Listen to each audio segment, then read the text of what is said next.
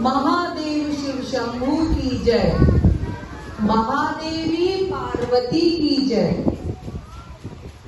आप सभी देवताओं को यहाँ एकत्र होने का कारण ज्ञात है मुझे। असुरों की संपूर्ण सेना देवलोक पर आक्रमण करने वाली है, किंतु प्रभु कब तक हम असुरों के आतंक से त्रस्त रहेंगे?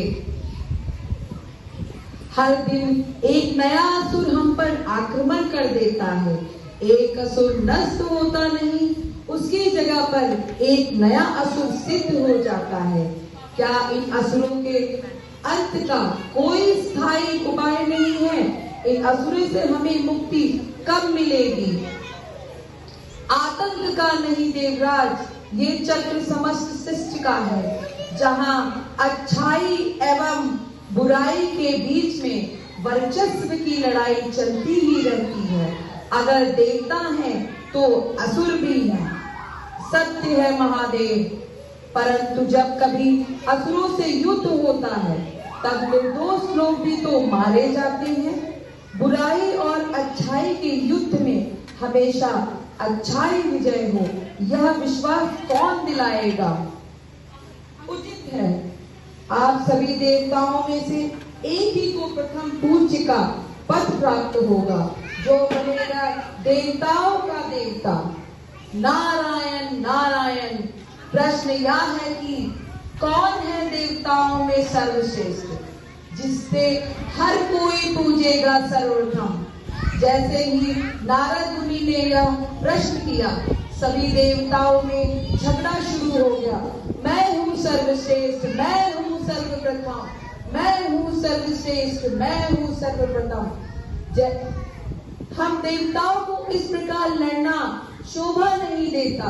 मैं कार्तिकेय महादेव का ज्येष्ठ पुत्र, असुरों से होने वाले प्रत्येक युद्ध में मैं देवताओं को विजयी बनाता हूँ। तो क्या मैं सर्वश्रेष्ठ देवता हूँ? नहीं। सर्वश्रेष्ठ देवता कौन है, इसका निर्णय स्वयं महादेव करेंगे। सारे देवताओं ने यह निर्णय स्वीकार किया। थोड़ी देर सोचने के बाद महादेव शिव शंकर जी ने एक प्रतियोगिता आयोजित करने का निर्णय लिया, जिसमें हर एक देवता को ब्रह्मांड की परिक्रमा करनी होगी। जो देव प्रथम कैलाश पर लौटेंगे उन्हें प्रथम पूज्य होने का सम्मान प्राप्त होगा। इस प्रतियोगिता के बारे में सुनते ही सारे देवता अपना वाहन लेकर सज्ज हो गए, जिसमें भगवान गणेश जी भी थे। गणेश जी का वाहन मूषक को देखकर सारे देवता हंसने लगे। तब गणेश जी ने कहा, हे भगवान, कभी भी अपने प्रतियोगी को कम ना समझे। कौन आपको अपनी चतुराई, बल और अनुभव से आपको हरा देगा, आप सोच भी नहीं सकते।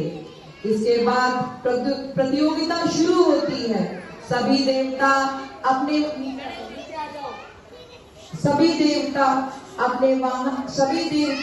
अपना वाहन लेकर निकल जाते हैं, पर बाल गणेश अपने मूषक को लेकर कैलाश के बाहर भी नहीं पहुंच पाते। थोड़ी देर में सोचने के बाद बाल गणेश माता पार्वती और पिता महादेव से कहते हैं कि मैं ब्रह्मांड की रूप की परिक्रमा करूंगा। बाल गणेश कहते हैं कि किसी बालक के लिए पूर्ण संसार उसके माता पिता ही हैं। माता पिता के चरणों में सभी तीर्थ होते हैं। अगर मेरे पास मेरे माता पिता की परिक्रमा करने की सुविधा है तो मैं ब्रह्मांड की परिक्रमा क्यों करूं? इसलिए मैं उस ब्रह्मांड के प्रतिरूप की परिक्रमा करूंगा। यह कहकर बाल गणेश अपने माता पिता की परिक्रमा करते हैं।